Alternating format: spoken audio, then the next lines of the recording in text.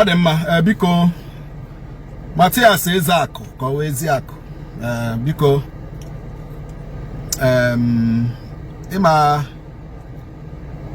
ịma mmadụ na-ekwu okwu bụ enweghị onye na-adọtụ ya ọdụ, ọ na-enwe nsogbu. Mathias Ezeaku Ejiofor isi na ihe karago mma bụ traditional worship, isi na ihe karago mma bụ ikpere arụsị, ikpere agbara. Onwe onye na-edisturb gị, onwe onye na-enye gị nsogbu. Na Nigeria enwere freedom of worship, and ebe ahụ enwere freedom of worship. Of course, in Nigeria we have 3 forms of worship. Enwere Christians, Muslims, and traditionalists. Okay?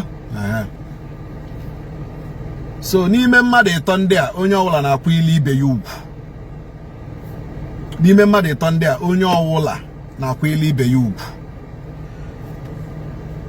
Mathias pụtara sị na ya wụ onye na-akwalite omenala Igbo na okpukperechi agbara na okpukperechi omenala na ihe ndị dị anya.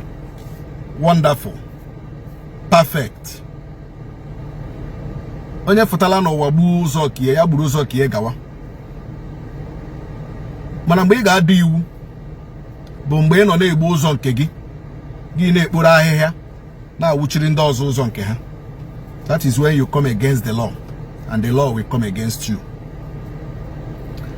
Mathias Ezeaku ekwuola ọtụtụ ihe. Onwebe mkparị ọ na-akparị ibe Christianity, you know, onwebe mkparị ọ na-akparị ibe ndị ụka. Onwebe ụdịrị nkwutọ na-ekwutọ be Christ. Onwebere ụdịrị mkparị ọ na-akparị ibe Chukwu. Onwe ihe ọ na-akpọfe ebe Christ. Onwe ụdịrị ihe ọ na-anaghị akpọ Jizọs. Ịghọtago? Onwe ụdịrị njakịrị ọ na-amabeghị Jizọs.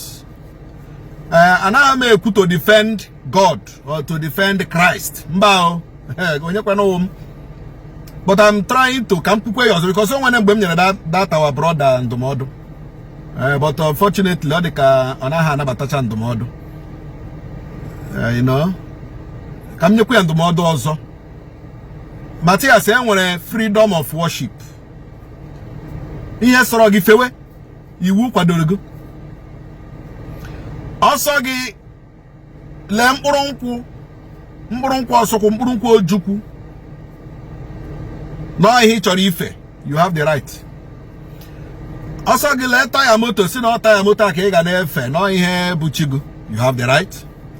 Ọsọ gị gaa na fence, you know, buwa fence, si na ebe ahụ egbuwara egbuwa ka ị ga na-efe, nwanne, you have that right. And nobody has the right to insult you. I repeat, whomever, whatever you choose to worship as your God, nobody has the right to insult you. Mathias, you have kept this your insult consistent, you know. You have kept this your insult continuous, you know. Even one night, I'm not condemning you because you were a cheeky in a fabra. In a fe, no fan, in a family. Is your right, na? Is your right? But I can't go into the dick and one name, Ndi Igbo. Mbendo kabia an Igbo. Then nana any family. And well, a whole lot of things in the nana family. If on a Christianity. Enweli isi na Igbo. Ndị nna anyị ha nabatakwara ndị ọcha wetela ụka. Adịkwa ma Mathias, ọ bụrụ na ị mara Maria now. Ndị nna anyị fa, mpa gị ha, nna gị ha. Nabatalụ ndị ọcha wetela ụka. Nabatafa. Fejọrọ ogwu onunu, siga ndị ọcha ma mbata n'obodo fa wetela fa ụka mba.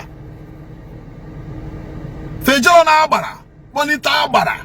Si agbala ngwa gbuo ndị ọcha ndị a bụ ka na-abata mba. Ihe ndị nna anyị fa bụ fanere ọhịa ahụ bụ ọhịa gbara, ụdịrị ọhịa anyị na-ekwu na anyị na-efe. Ha nere ọhịa bụ ọhịa gbara. lee ọhịa adababa, lee ọhịa na-akpa ajọ ọfịa, evil forest. Ọhịa ndị nna nna anyị ha welu nye ndị ụka. Ndị ụka abaa n'ọfịa agbara agba ọsọ. Mathias na-aghọta ya. Ndị ụka abaa n'ọfịa. Ọfịa fụ ndị nna nna anyị fanye efe bụ ọfịa agbara, bụ ọhịa mmụọ, bụ ọhịa na-ada aba, ọhịa na-atụfu ndị toro afọ, ọhịa na-atụfu ndị merụrụ ana, ọhịa na-ebuba ozu ndị rụrụ ana.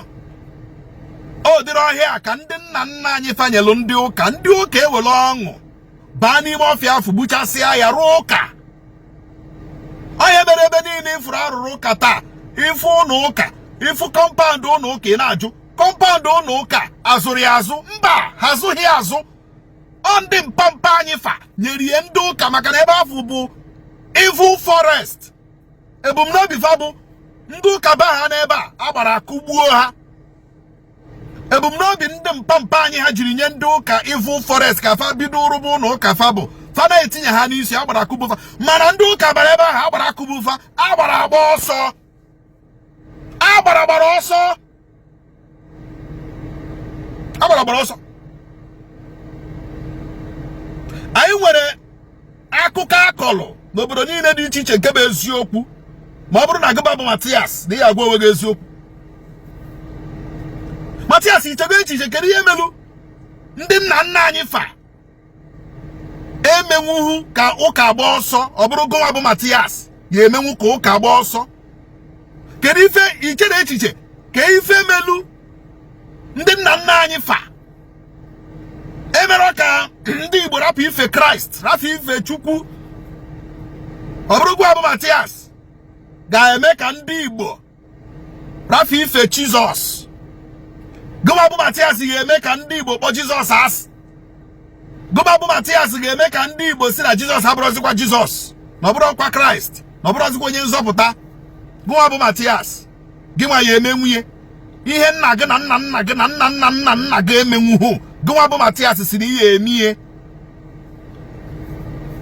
Ọ dị mma. Ọ maka ndụmọdụ ka m na-enye gị nwanne m. Fewa arụsị gị, fewa agbara gị, mewe omenala gị, rapụ ndị ụka aka.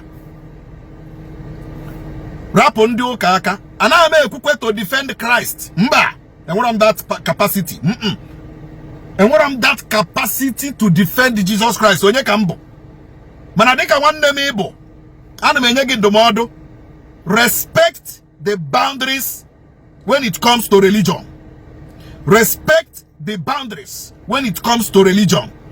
Everybody has the fundamental human right as enshrined in the Constitution of the Federal Republic of Nigeria, and of course enshrined in the international law, that you must respect each other's religion.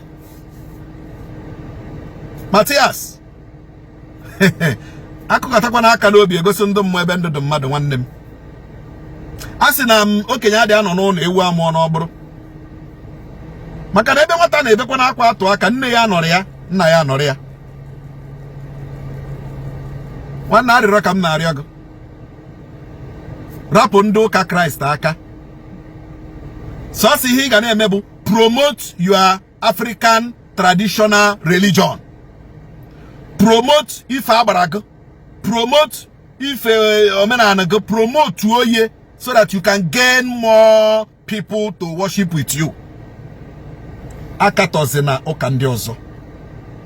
Nwanne m ka ị bụ. Mma mpụta ebe a kparịwa gị, mana ndụmọdụ ka m nye gị dị ka nwanne mmadụ. I hope na ị ga-aghọta ihe anyị na-ekwu. Focus on your traditional religion and leave other religion alone. Onye nwere ntị ya nụrụ.